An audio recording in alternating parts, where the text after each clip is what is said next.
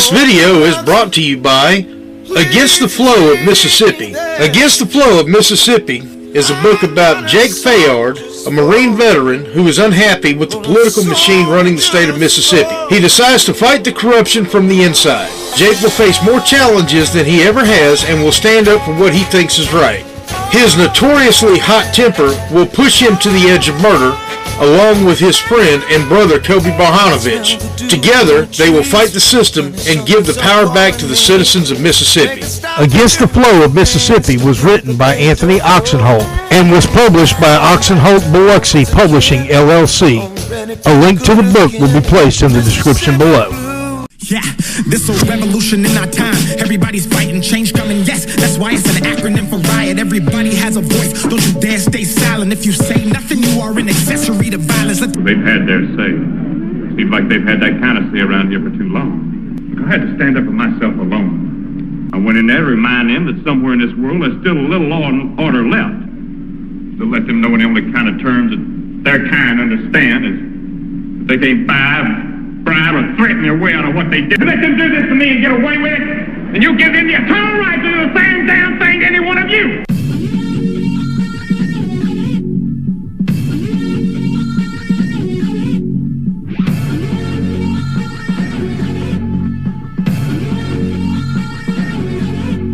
Access 228, your host, Anthony Oksenholt, where we report the facts and we are not for sale. If you have a news story or something that's on your mind, please feel free to give us a call at 228-337-2099.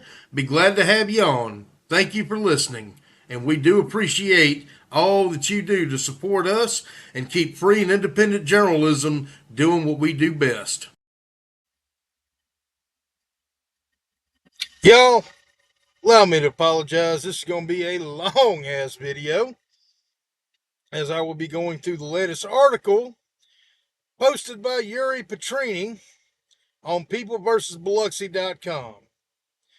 I encourage y'all to read the website and take everything you read with a grain of salt.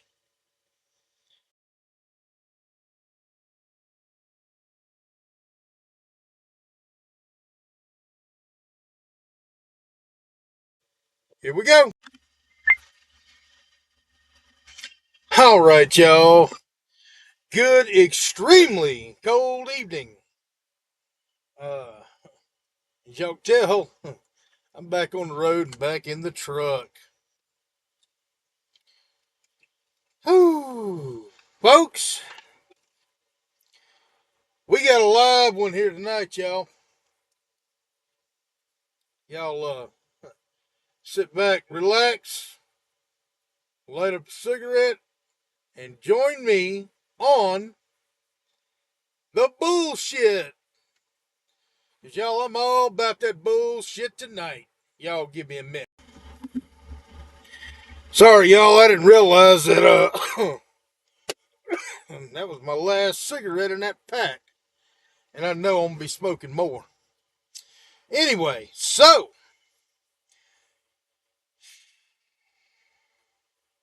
I know I said that maybe one or two videos ago that this would be my last video on this whole Jared fuck you and Urine Petridish bullshit, their fucking website, but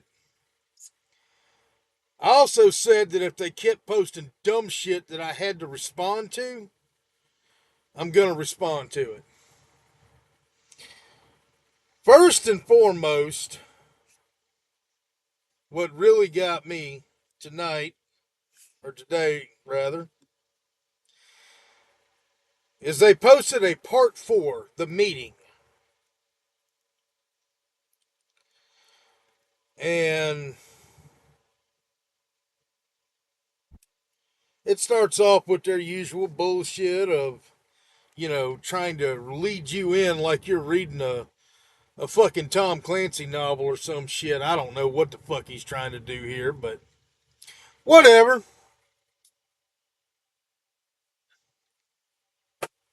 Hey, it's his website. He can build it however he wants to.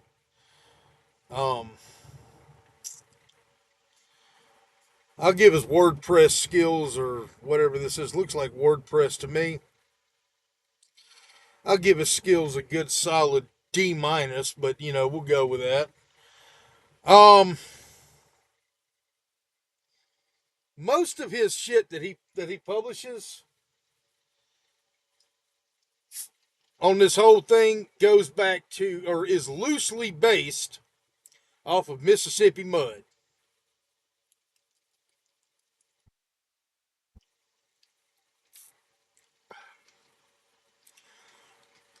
Mississippi Mud is loosely based off of the real life Sherry murders.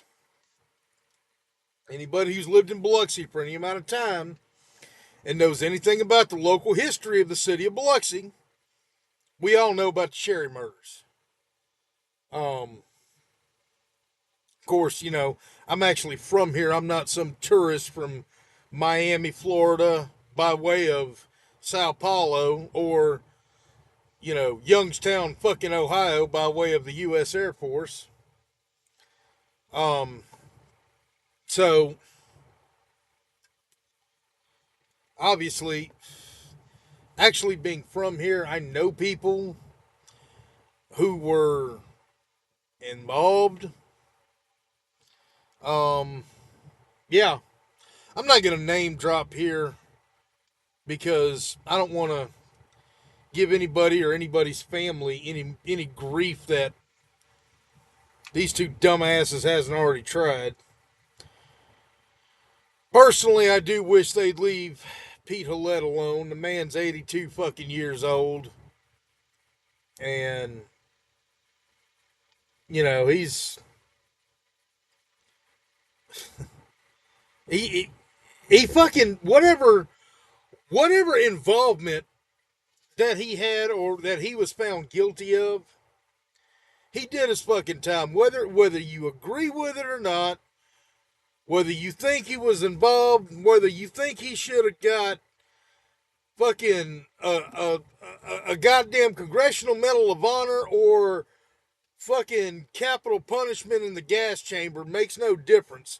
The fact is, the man did what time the federal government said he had to do, and it's over with. He's out. And you know what? I can promise you, he don't give a shit about you. He really doesn't. Your opinion don't mean a damn thing to him. I would be remiss if I didn't say that, I went to the Ward 3 council meeting last night. And while I was there, I actually spoke to most of the council that was there. And your posts really don't seem like it's affecting anything in City Hall. Just thought I'd let you know. I don't think Fofo could give a shit one way or the other. I know that Jamie Creel certainly seemed like he could really give a rat's fuck less about you.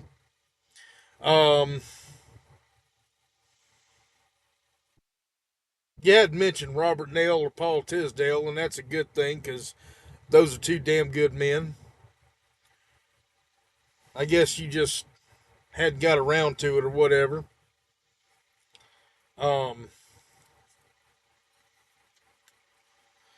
Mr. Gray over in Ward 1 didn't seem like he really gave a shit about you.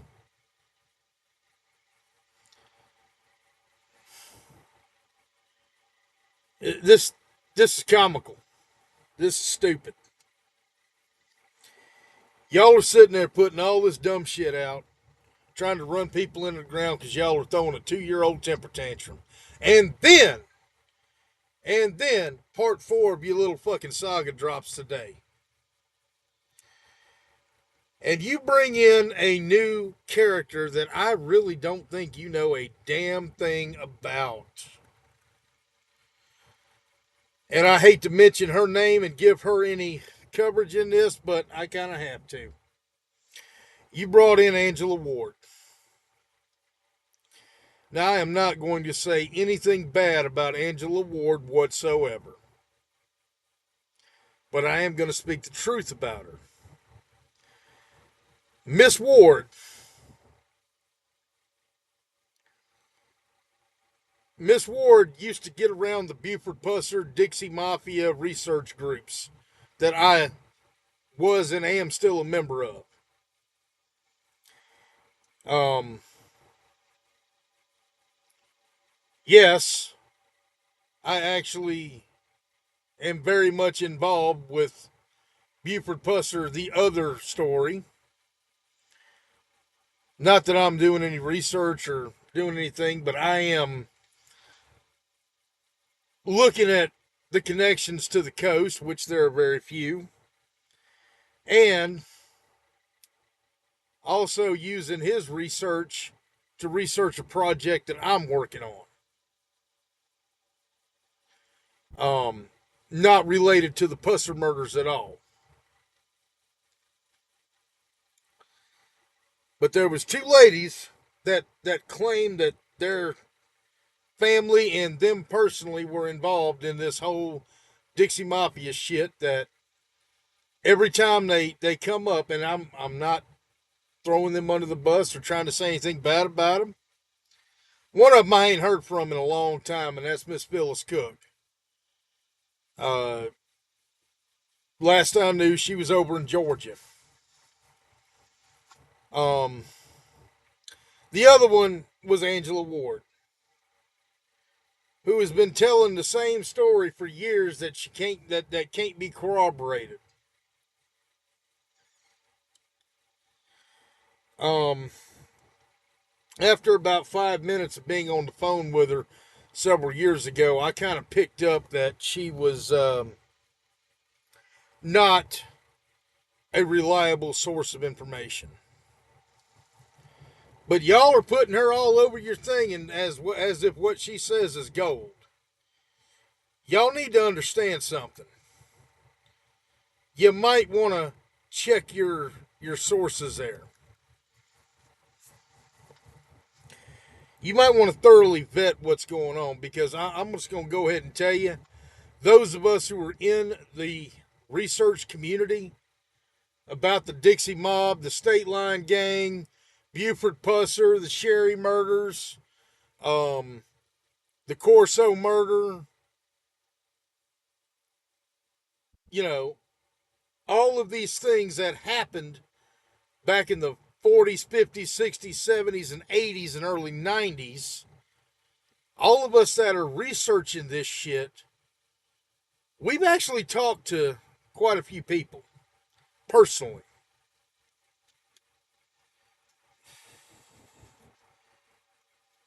And I'm sorry to tell you, you jumped on the wrong train with this one. But hey, you do you. It's a satire website, right? At least that's what you claim, even though you're running people's businesses down and trying to ruin people's personal and professional reputations. Good luck ruining mine.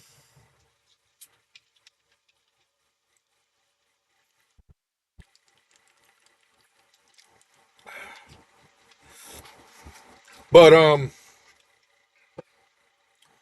yeah.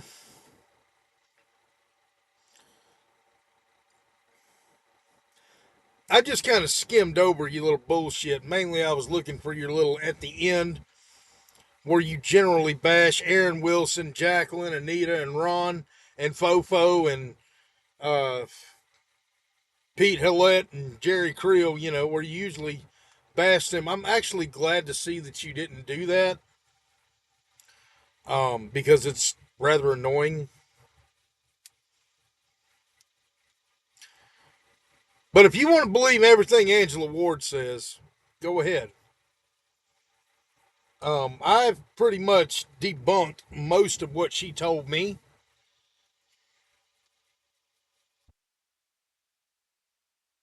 I know she is, like I said, she's extremely emotionally disturbed, from what I can tell. And I'm not saying anything bad about her. She seems like a sweet lady. But if that's what you want to hang your hat on, go ahead.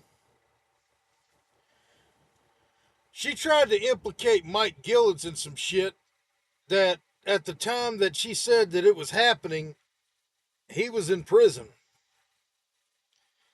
Much like Phyllis Cook, if y'all try to reach out to her, tried to implicate Pete in a meeting at Waffle House in Gulfport while he was still in federal custody.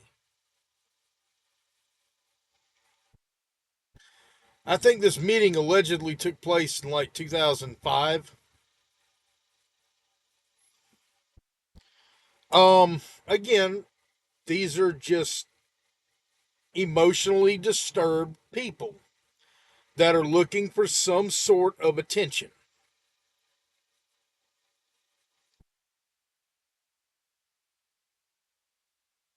See, unlike y'all, again, number one, I'm from here. Number two, I've done my research. Number three, my family was actually involved in that shit, unfortunately, as much as it pains me to say it, it's the truth. And that's all you're going to get here at Access 228 is the truth.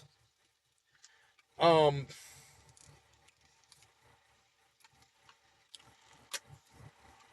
Number four, I'm a fucking historian. Number five, I have forgotten more about this coast and the bad shit that y'all are trying to bring to light. I've forgotten more than y'all will ever know.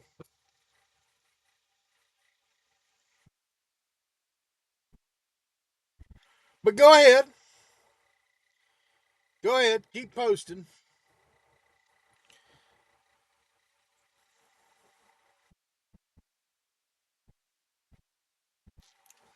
Let me see what we got here. Oh, and badass and good looking is what the narrator, Urine Petridish, what he calls himself. It's kind of funny.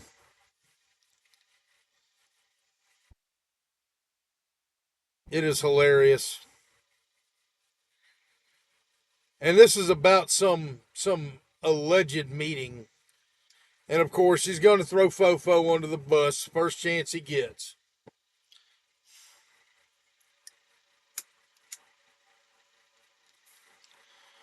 And again, Fofo don't give a shit about you. But he starts off with the same shit. Fofo's the mayor. His father was Andrew M. Gillett Sr., a legitimate businessman, Foodland Supermarket, World War II veteran, devout Catholic, no criminal record. And then they bring up Mike Gillich. And he was the unofficial de facto kingpin of the Dixie Mafia in Biloxi. FBI called him the criminals' post office and their banker. The FBI called him that? And what FBI files have you seen? Who have you talked to? I've had conversations with Keith Bell. He never mentioned that to me.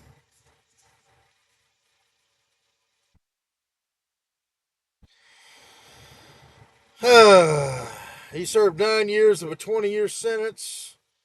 Blah, blah, blah.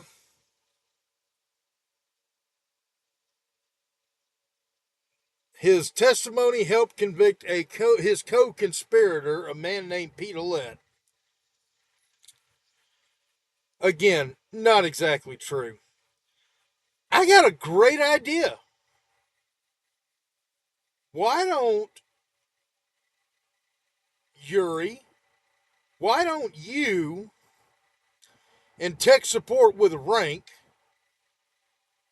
go get the actual transcripts from the trial?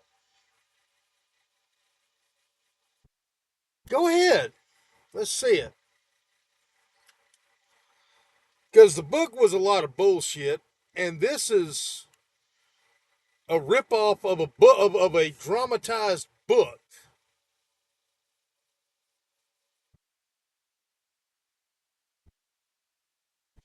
The current mayor of Biloxi is the blood nephew of the man who arranged the execution of a sitting circuit court judge and his wife. Really? So, assuming that this is true, should the sins of the father be paid for by the son? Or in this case, the sins of the uncle be paid for by the nephew?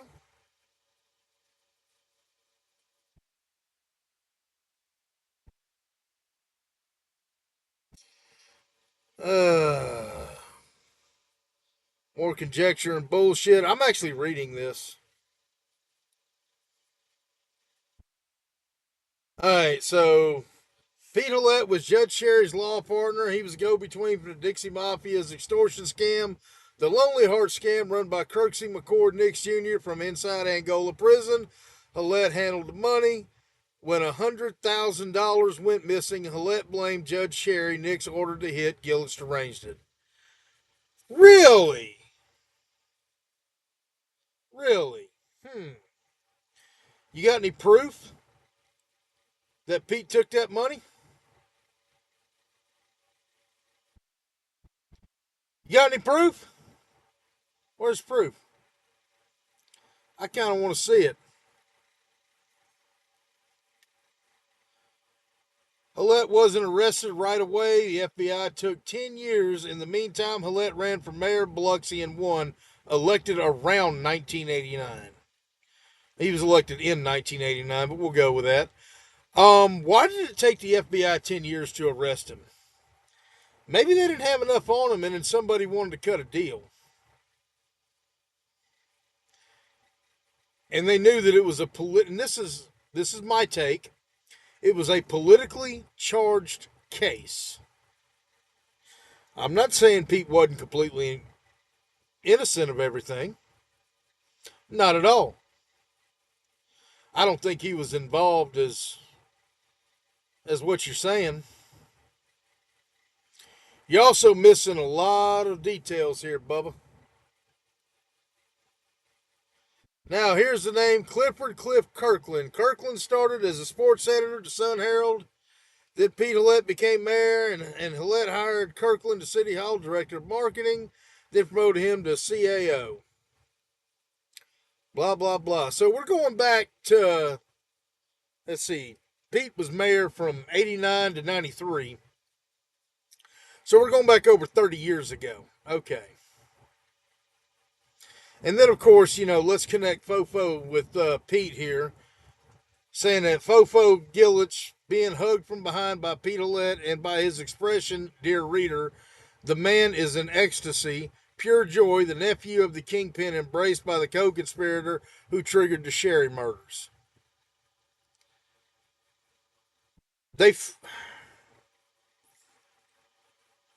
See, really trying to be fucking nice here.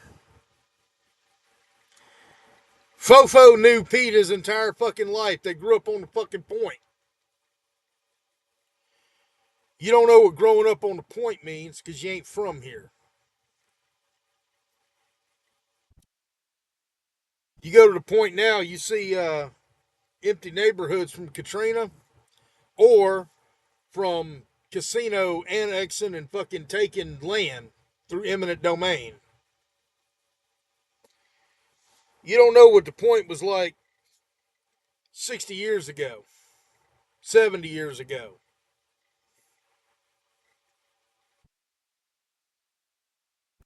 And you know what? You'll never understand it. I grew up in West Biloxi. I grew up in West Biloxi in the 80s and 90s and 2000s.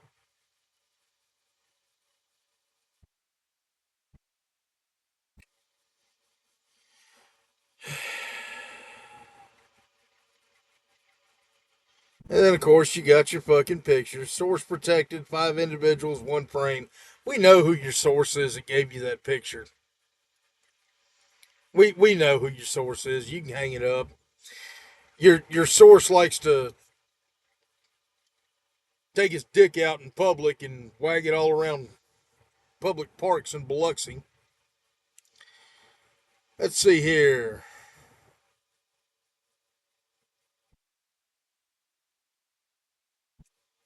Millette was convicted in 97, 18 years federal. Kirkland moved on, ran a nonprofit called Main Street Biloxi, downtown development. Clean work, the kind of career you build when the last thing on your resume is right hand man to a convicted murderer. What the fuck? Who's the convicted murderer? Who was convicted of murder? Pete wasn't convicted of murder.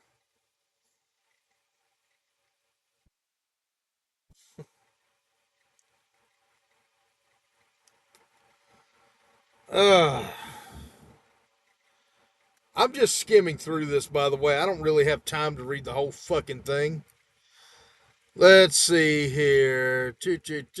More about Cliff Kirkland. Who gives a shit? Blah, blah, blah.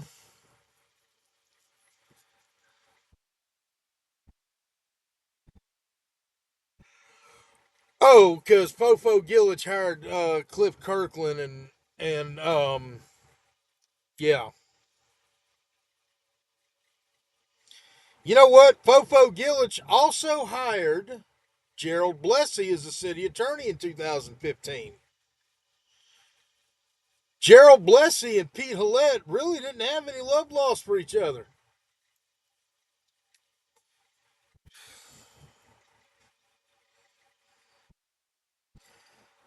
I'm not personally. I like Jerry. I like Gerald. Gerald was a good mayor. Gerald as city attorney did something that wound up screwing me, but I don't think it was intentional. I don't think it was personal and intentional to screw me, but it did screw me. And that was a policy that he passed that hurt the business that I was in at the time, which was bail bonds.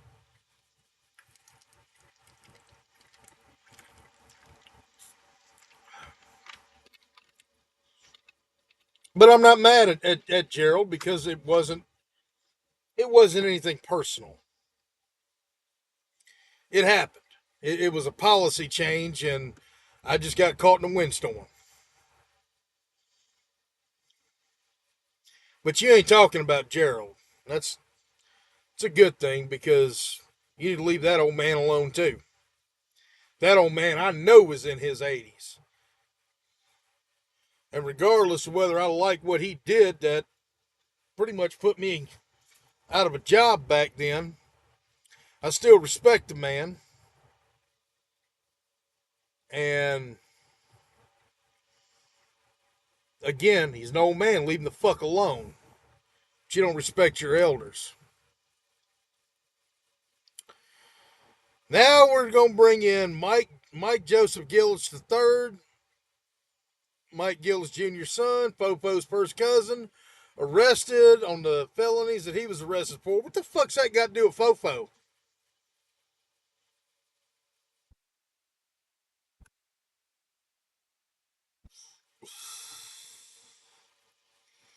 Let's see. I'm scrolling down here because this is all bullshit.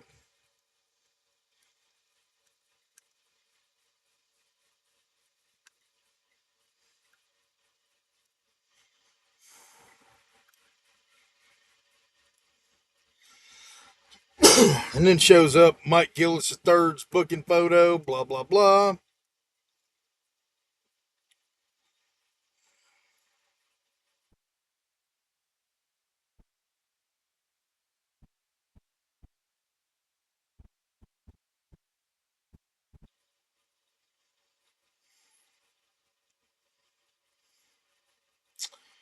Choo, choo, choo, choo, choo, choo, choo, choo.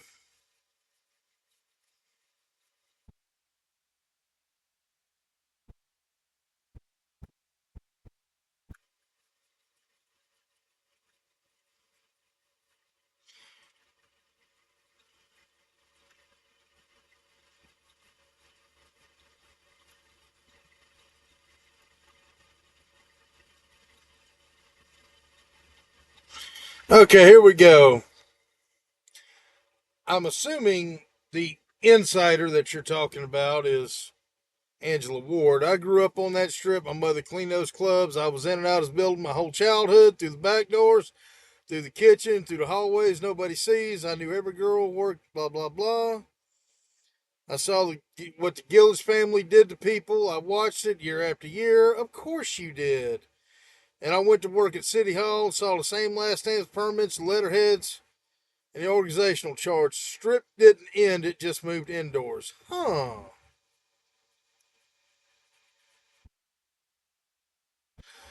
Fofo was different, everybody knew it. It was speculated openly by everyone that he may be a homosexual. Gee, he's married with a wife, got kids, never picked up that whatsoever, and I've known the man since I was 16. So, huh.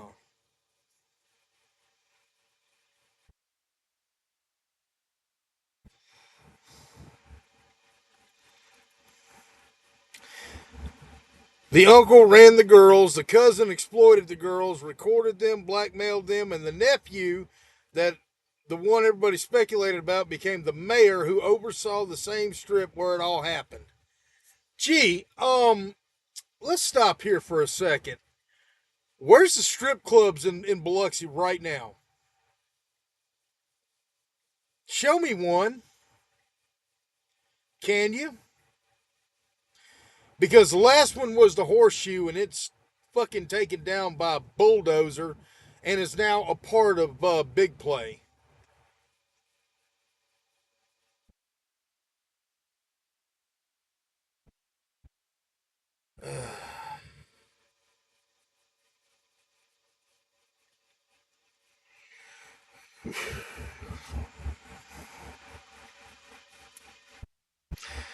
Confession of a Dixie Mafia assassin. Oh, here we go.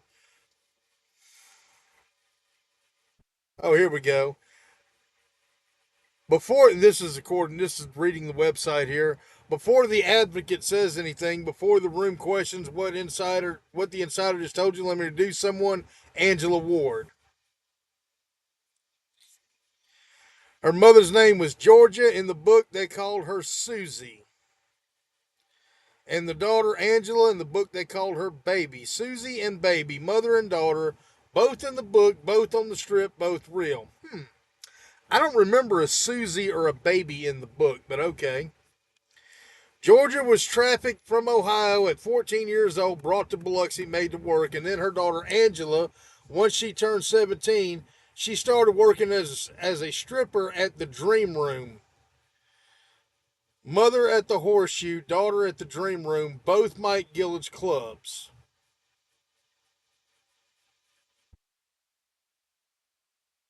Huh.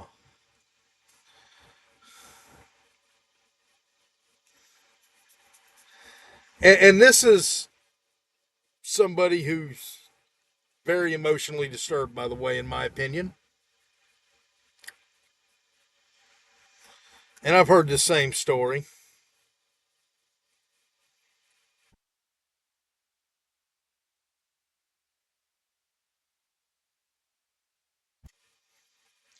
We're reading her book cover to cover, and we are in talks with the author. More meetings to come. This is the last time you'll hear the names in this room. So you're talking with Edward Humes. Okay.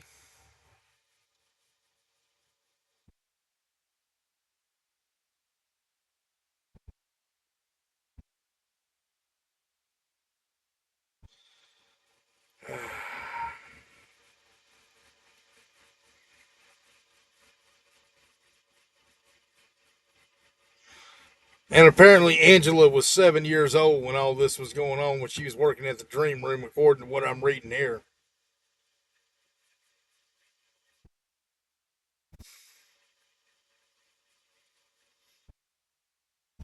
And many times on the way, she saw him, Fofo, in the parking lot, the La Bistro parking lot, the Horseshoe parking lot, delivering drugs to her mother. Georgia was addicted, and Fofo was her supplier. And according to Angela, he was there almost every single day, waiting at the parking lot to hand off his routine. Some days Georgia couldn't drop Angela off at daycare first. She'd have to meet Fofo before the shift, and the girl was in the car, 7 years old, watching through the window. I'm going to pause this for a minute. Sorry, getting a little hot in here. Had to turn the heater down. Even though it's 34 degrees up here.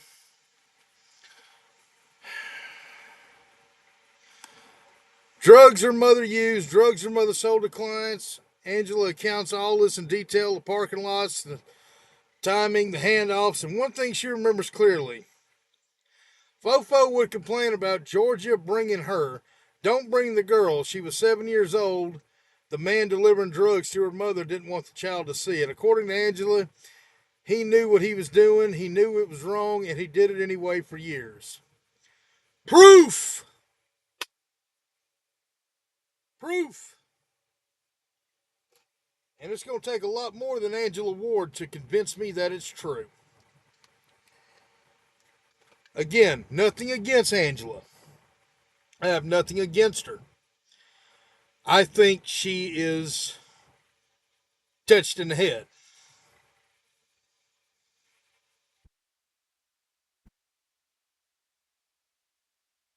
And before anyone questions her, we did. We questioned her harder than anyone in this room would. We had to ask uncomfortable questions, the kind that make you hate yourself for asking. Yeah, I bet you did. No, you took everything she said and ran with it. I would just about guarantee you.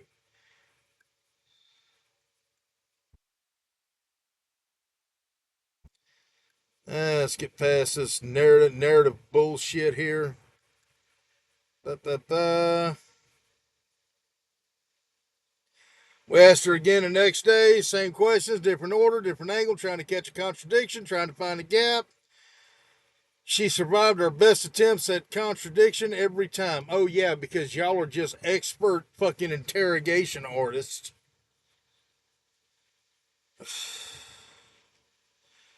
And here's what sealed it for us. La Bistro was hard to find records for, almost impossible. We nearly couldn't verify what she was telling us. It took effort, real digging to find documentation, things that were living in her head. That's exactly right. Living in her head.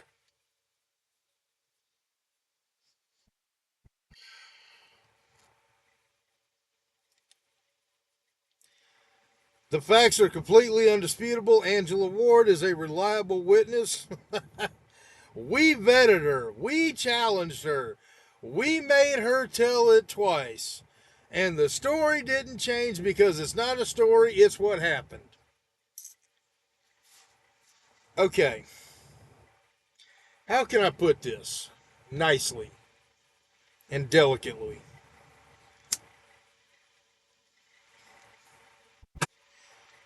You know how many people I've interrogated for investigations? Shitloads. I'm talking heavy ass interrogations. I'm talking the best fucking manipulators on earth.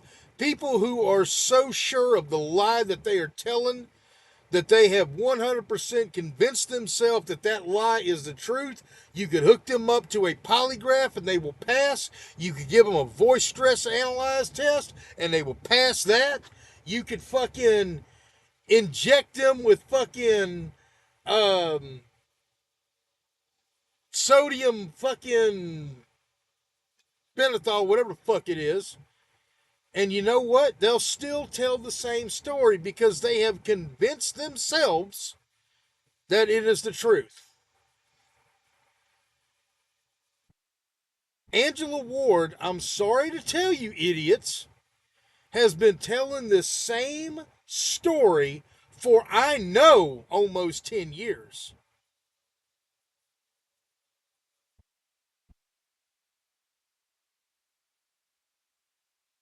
And I don't think that it could be verified.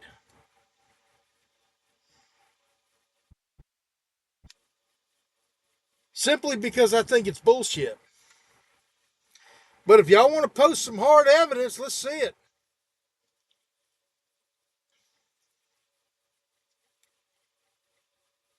Let's see.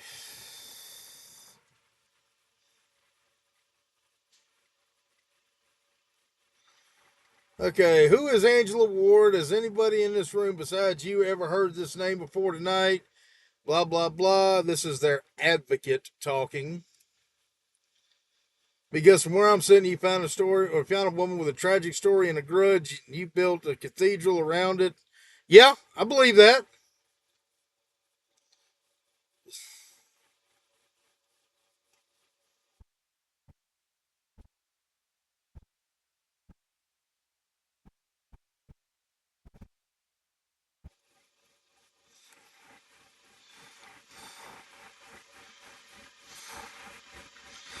Let's see here.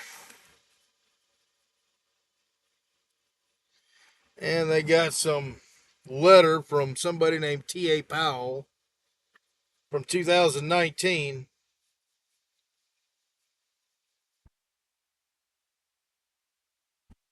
Brownstone Literary Works LLC to Governor-elect Tate Reeves and Jackson County District Attorney Angel Myers McIlrath. Fuck her, by the way. Fuck him too, but double fuck her for my own personal reasons. Oh, here we go. This formal letter is to request your personal attention. The Phyllis Anderson Cook case. Here we go, Phyllis Cook. I told you. I didn't even see that part earlier.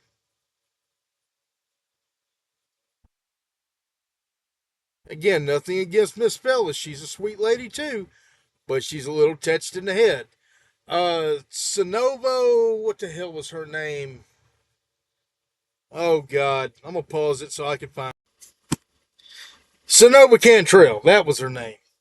Sonova Cantrell actually did an interview with Phyllis Anderson Cook, and so did I. I've had several conversations with her. Quite a few. And her stories don't add up either. But I'm sure they're going to try to put some of her stuff in here too. Phyllis Cook is the one that told me personally, that there was a meeting in like 2005 with Pete Hillette and some Dixie Mafia people at a Waffle House in Gulfport. At the time, Pete was in federal fucking prison. I don't think they give furloughs. I've never had much to do with the federal system now. I've dealt with federal inmates, but I've never had anything to do with the federal system. But I don't think you get furloughs from federal prison.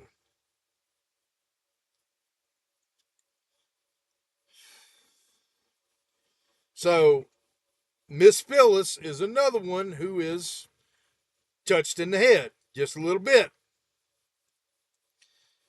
So, we'll go down past this.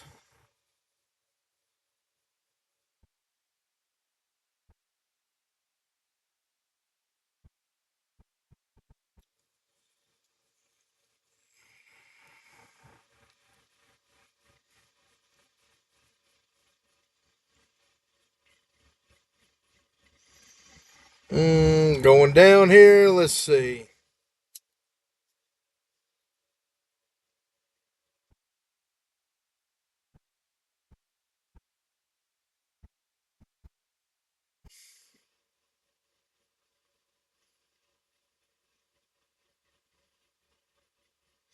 She's telling the governor that local law enforcement can't be trusted with this. Okay. Phyllis Cook, I'm going to go ahead and give y'all a rundown of her story. Phyllis Cook swears that her brother was in one of the cars that was in the ambush of Buford Pusser when his wife was killed.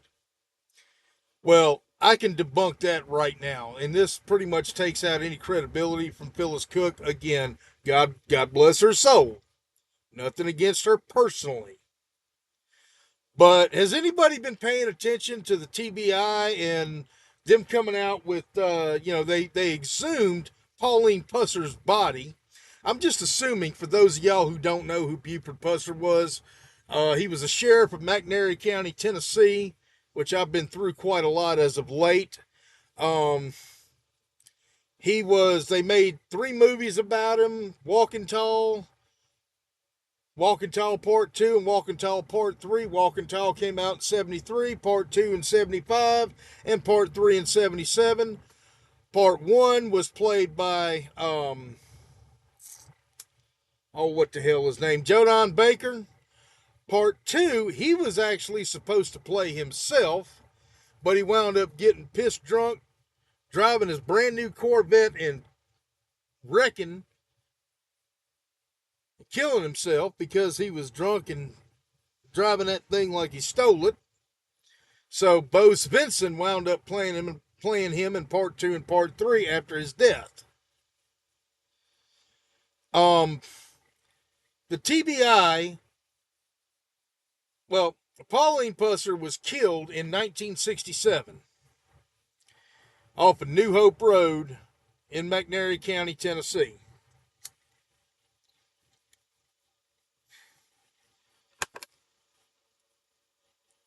The TBI reopened the case, exhumed the body, did a hell of an investigation on it, and then came out and said that if Buford Pusser was still alive, of course he died in 1974, that they would have enough to indict him for the murder of his wife.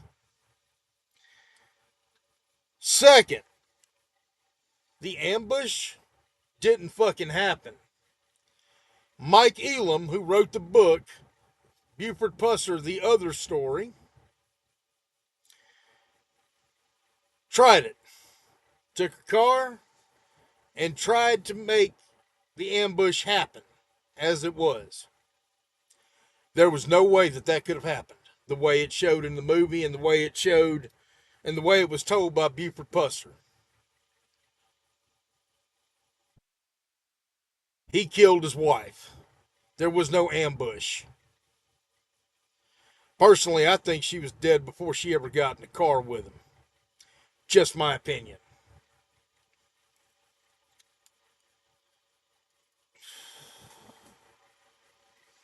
Anyway, so sorry, Miss Phyllis, if you see this, if you're still alive. I hope you are, and I hope you're doing well.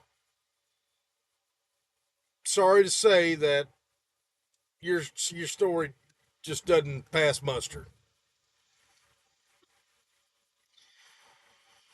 All right. There's another letter from T.A. Powell.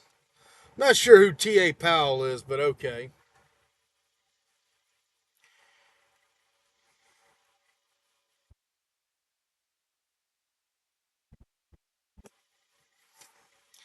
You asked me for documents. These are your fucking documents. Yeah. Okay. Yeah. That's documents right there, buddy. You asked me who Angela Ward is. She's named as a witness in a letter addressed to the governor of the state of Mississippi and a sitting district attorney, a piece of shit district attorney, by the way. Filed with the FBI, recommended a federal judge requesting RICO prosecution. Huh. Okay. Let's scroll down here.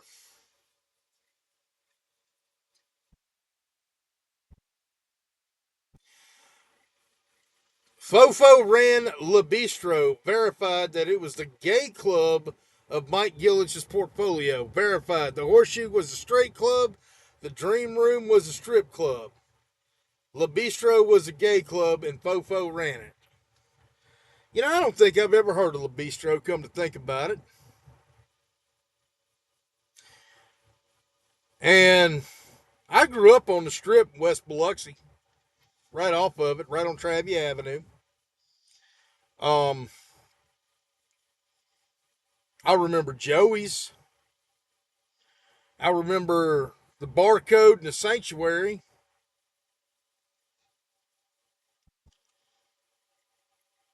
I remember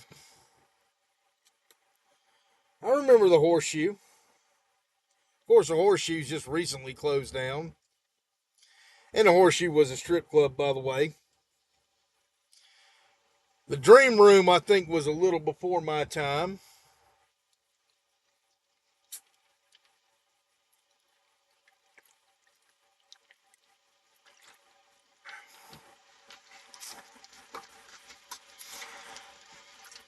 I know deceased lawyer Chet Nicholson wrote a book called The Dream Room. Maybe I shouldn't have said that, because now these idiots are going to go and take everything from that dramatized book, even though it specifically says this is dramatized.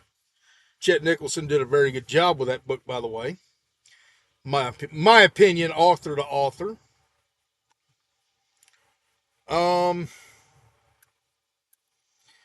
There are accounts from Angela and others who worked the strip of Fofo being what they called flamboyant, overly friendly with trans workers. The word they used was she-males, their word, not ours. Fofo's a nice guy. If he was nice to him, he's a nice guy. He's a friendly guy, period. I've never heard a harsh word come out of that man's mouth in 25 fucking years. Never heard him talk bad about anybody. Which is not to say he hadn't had some bad things to say about people. I'm sure he has. We all have. But I'm an asshole. Fofo's not an asshole.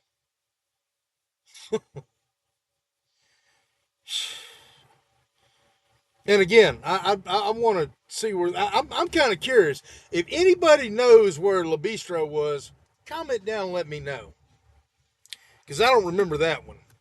I mean, I was born in '84, so maybe.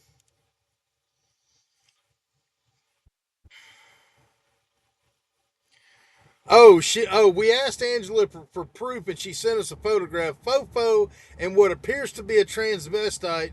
Where's the picture? Did you post the picture on the website? Because I'm sure if this was true, you'd post it. You posted everything else, you dumb bastards. Let's see.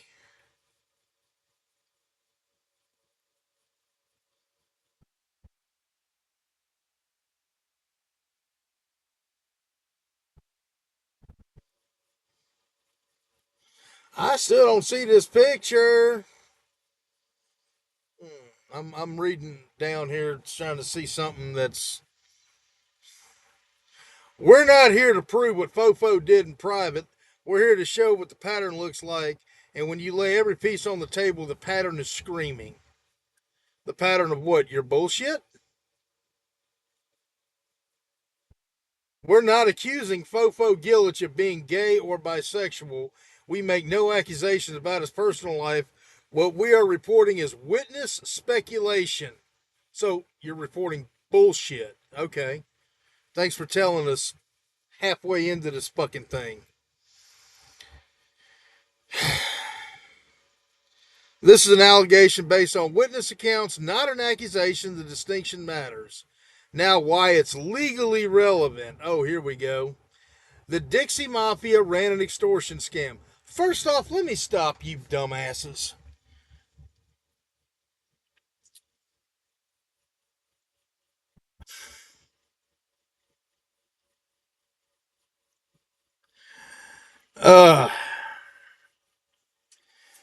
Yuri, motherfucker, when I get back on the coast, I will hand you, from my hand to yours, a very crisp Benjamin Franklin. If you can tell me exactly who coined the phrase Dixie Mafia. I want the man's name and the position that he held.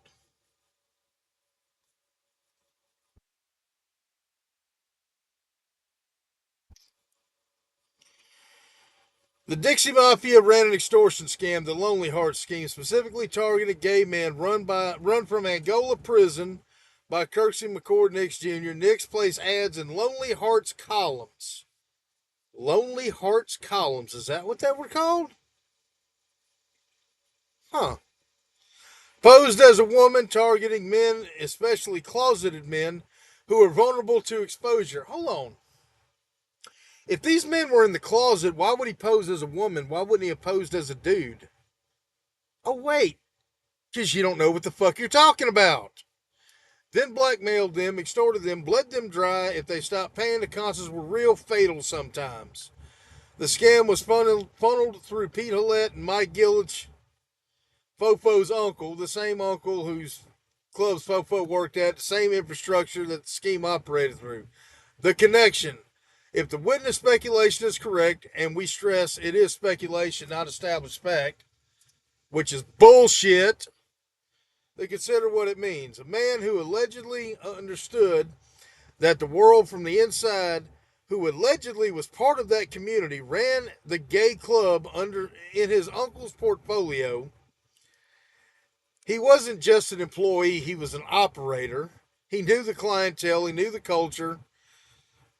He knew who was closeted, who was vulnerable, and who had something to lose. Huh.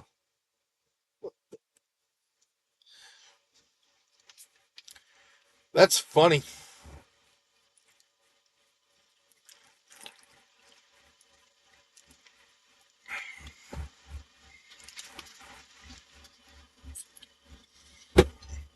Don't break your arm stretching that far. All right. A Pulitzer Prize winning author documented what Fofo actually did for the scheme. Edward Humes, Mississippi Mud, page 166. Oh, yeah, because a dramatized book surely tells the story. From the record, in time, Nix eliminated the need for an accomplice to assist in patching through three ways by buying personal computers with custom-made voicemail and telephone switching programs crafted by Mike Gillich's computer expert nephew, Andrew Gillich.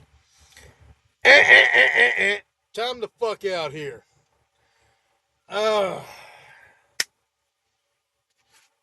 We're going to take an intermission while my geekology kicks in.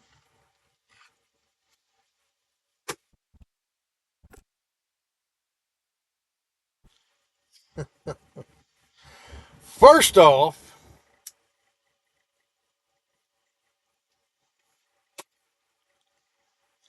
the book also said that Mike Gillich, Kersey Nix had computers in prison. Show of hands who was a former correctional officer. Hi, me. Show of hands who worked for the Louisiana Department of Corrections at one time. Hi, me. Today, inmates, some of them have laptops that are not connected to a true unlimited internet. I have that in prison. They can do classwork on it. And that's what the laptops are for. But how small are computers today? This is my iPhone 16. Pretty sophisticated computer when you compare it to 1986, 1985, 1982. What did computers look like in 1982?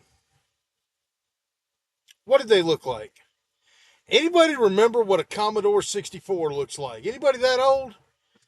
Show of hands of who's had a Commodore 64 or a Trash 80. If you don't know what a Trash 80 is, yeah, I had one. Can anybody tell me how you get contraband in prison?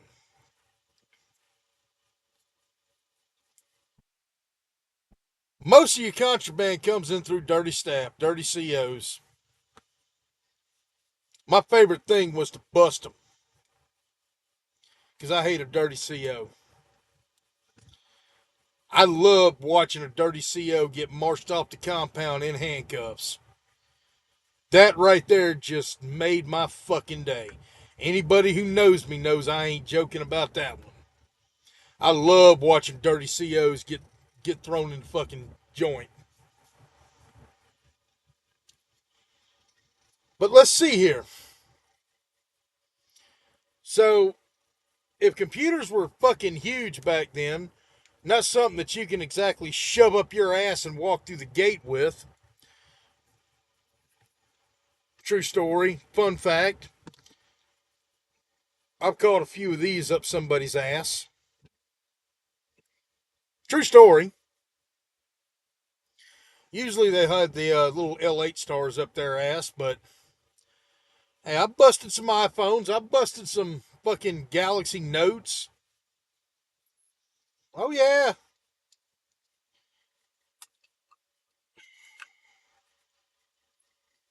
Put them in a dry cell. Let them shit in a bucket.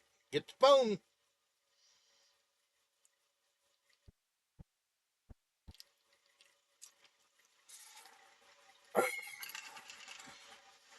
Be amazed what a determined man can get up his ass when he wants to get it in prison. But you're not going to shove a Commodore 64 or a Trash 80 up your ass.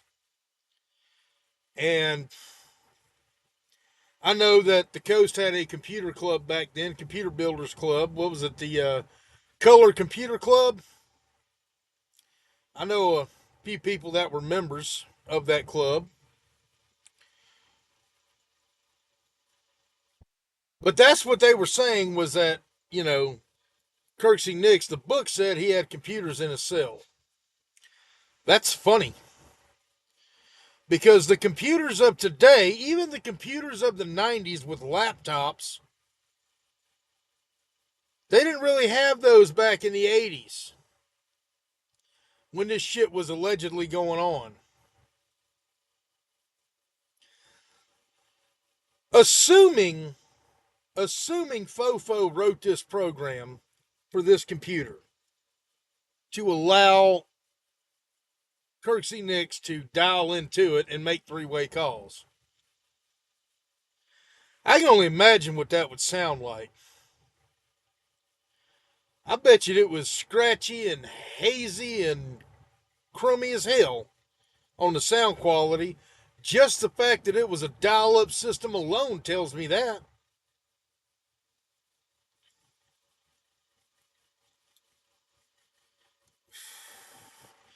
Not to mention what was long distance back then, like 10 cents a minute.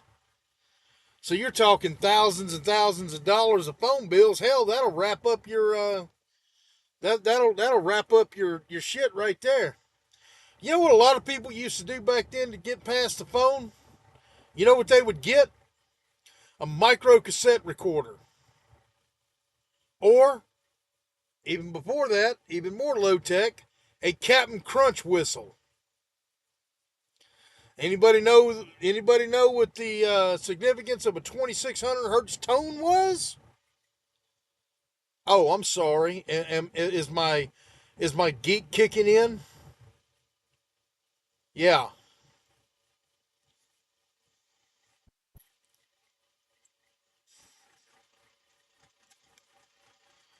Ugh. People would take $5 worth of quarters, put the phone up to the micro cassette recorder, drop $5 in worth of quarters, record the tones that the phone would make, hang up, get their money back, and when they want to make a phone call, they press play on that tape and play those tones back into the phone. That was a common thing in the 80s and 90s.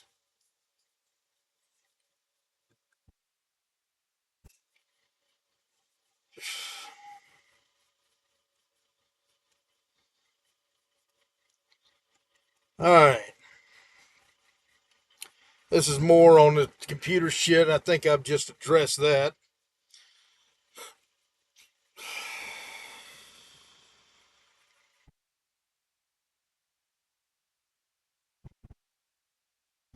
More about the photographs. We'll post the photographs. Let's see them, son.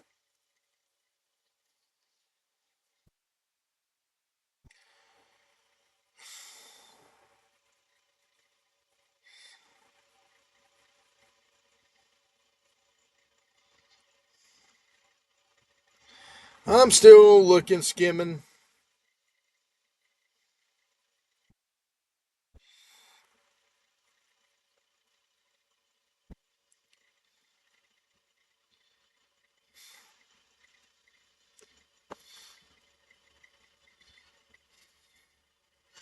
Okay, here goes an email that he sent to Fofo. Carbon copy to Michael Whitehead, Richard Weaver, CAO, Zachary Crewthirds, Joseph Ross, Peter Abide, and Catherine McMahon. People v. Biloxi publication is the subject. Mayor Gillich. People v. Biloxi is preparing an article concerning your involvement with Le Bistro, the establishment connected to Horseshoe on Biloxi Strip. Okay, so I'm guessing the barcode was Le Bistro. Okay. Because that was a club that was connected to that was right next to it. It wasn't really connected, but it was right next to the building. And yeah, it was a gay club. How do how do I know this? It was 2 blocks away from my house. It was on Veterans. I remember where it was. Right across from Tokyo Bathhouse, the house of mini massage.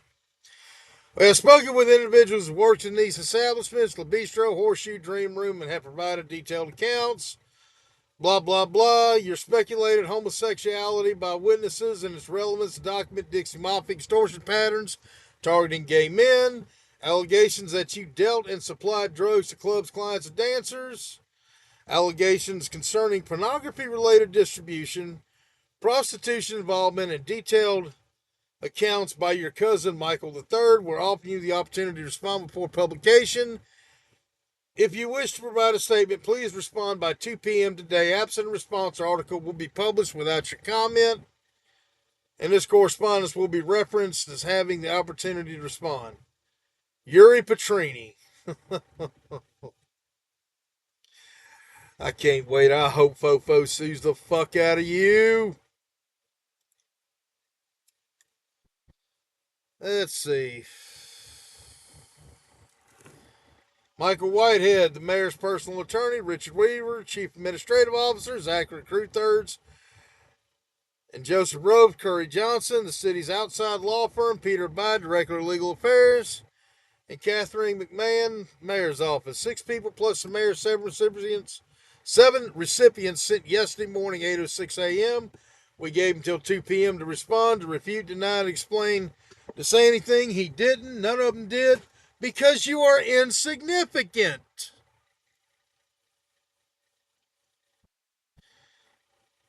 Blah,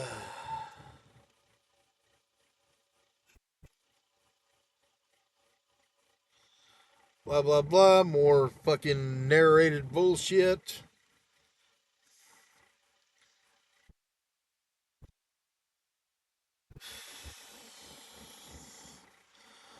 Let's see.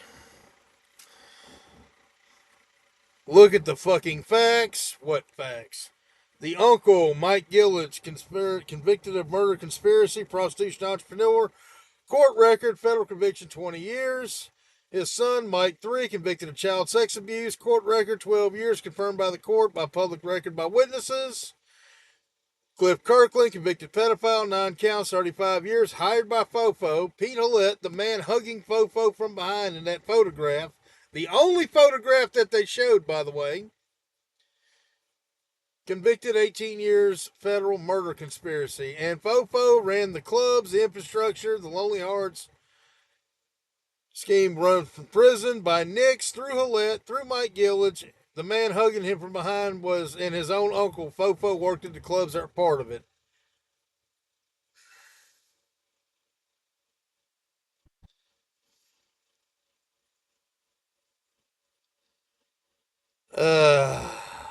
And more conjecture and bullshit. Sherry grand jury calls more witnesses is the paper they posted.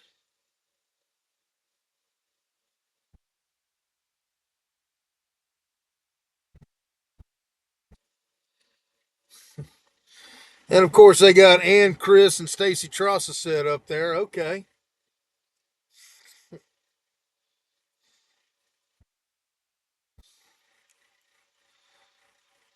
Jurors ask about procedures, mail at Hillette office. Andrew Gillett Jr., the nephew of strip joint owner Mike Gillett,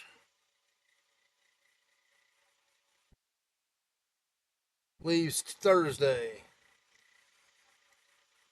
Okay, and that's from 1990. Fofo was brought before a federal grand jury. He's in the newspaper. They called him to talk about it. Okay, so they had a lot of people in that fucking grand jury.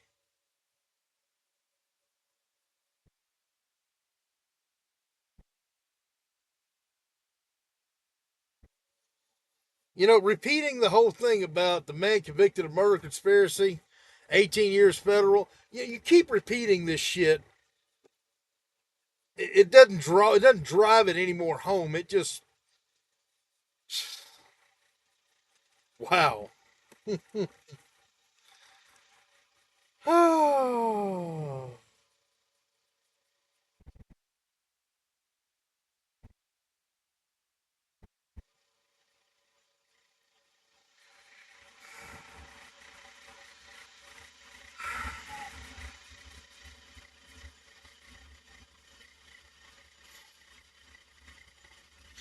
Okay, now we get into the whole meat and potatoes of what your fucking problem is, Yuri. We filed a permit at 929 Division Street, a deck, a residential structure, not a strip club, not a bar, a deck. The city of Biloxi demanded 3 separate engineering reports, from 3 different firms to approve a residential deck. They denied our permit for 17 months. They made us hire an engineer after engineer. They found objection after objection. Every inspection was a new problem.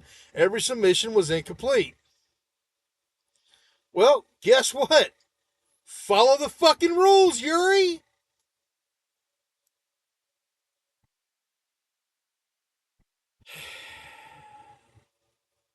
God, I just realized this is going to be a long ass video. Now he's bitching about his permits and getting fucking shot down. I'm not even going to read all that. Uh,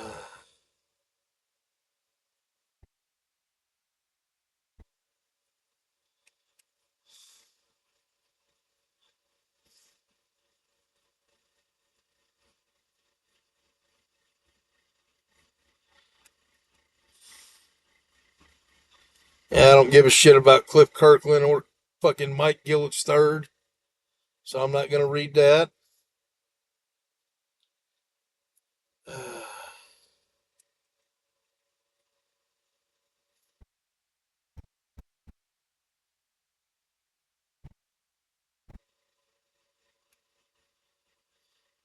Oh, and this is where we get stupid here. But I'm not going to read their little timeline they got here because it's stupid. Fofo Gillis with former President Bill Clinton. Gee, that fucking photo was, which that's a shitty quality of that photo. I've seen better quality photos of that. Fofo Gillis was a Democrat when he ran in 2001. What's your fucking point?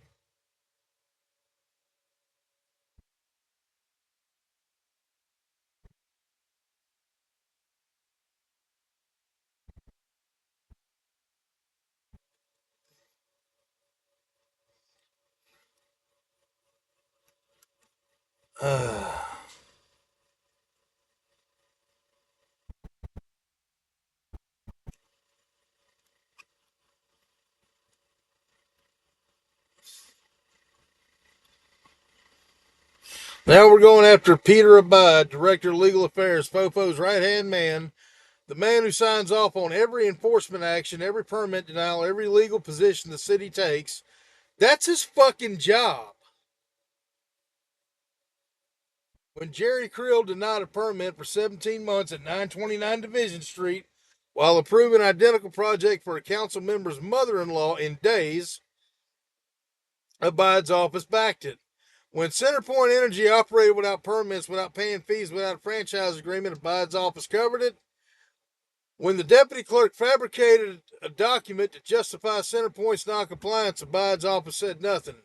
Selective enforcement, fabricated justification, self-dealing, obstruction, all documented, all sourced, all leading back to the same office.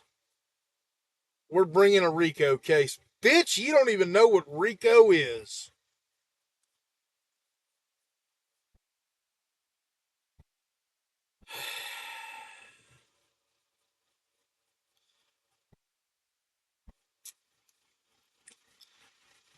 And I'm still going down here looking at this shit.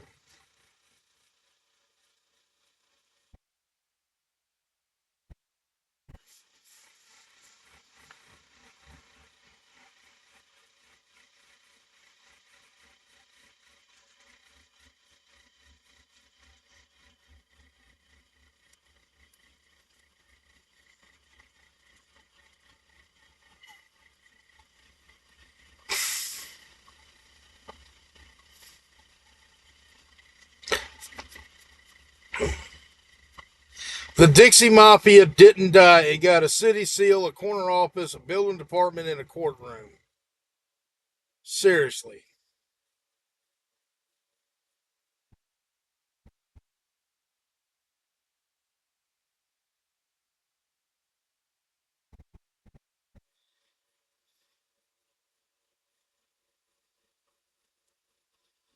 And there's your little bullshit narrative. Let's get past this.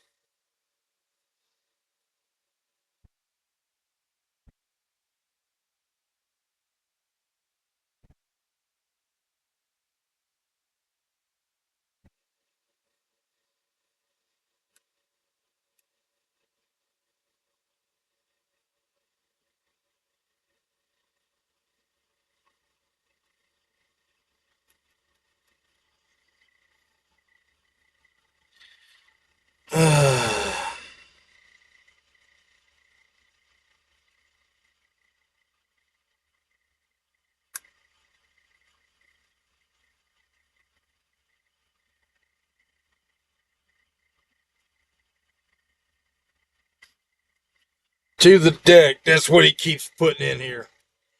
Yeah. Sources. Gillis family bloodline. Okay. USB Nix 98. Blah, blah, blah. Yeah, okay.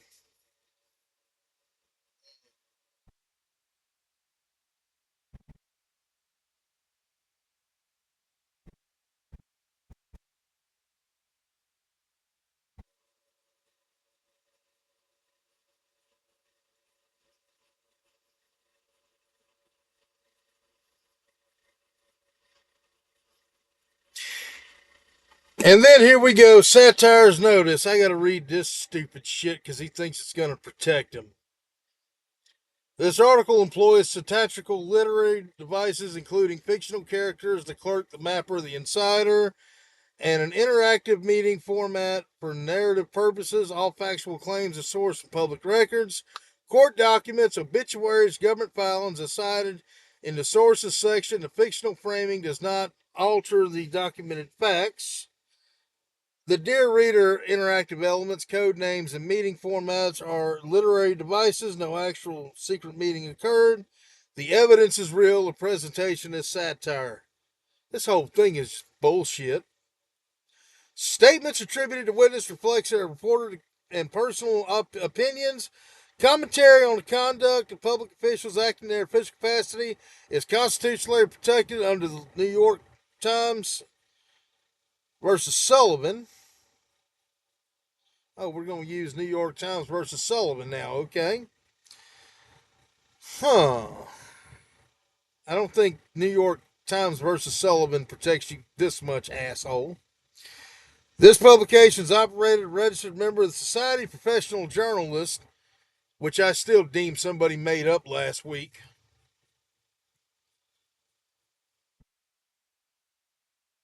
Yeah. You know, I can go find some online journalism or whatever and say that, hey, I'm a member now. Pay me a little $20, send me an online certificate via PDF and an email, and I print it out and put it on my wall. But guess what? That still don't make me Jerry fucking Mitchell, okay?